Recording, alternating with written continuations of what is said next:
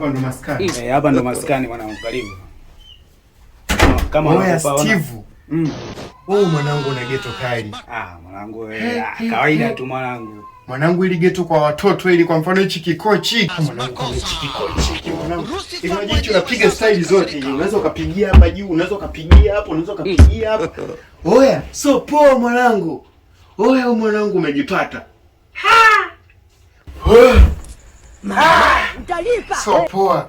Kama unasiaga toki mtu kwa Mkapa.